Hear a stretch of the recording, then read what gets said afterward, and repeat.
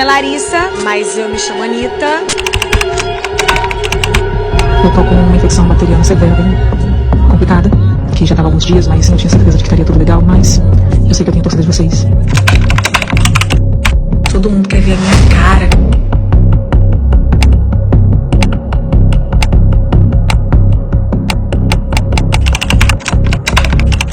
Ô, robozinha, eu já não falei que a Anitta de verdade sou eu, querida?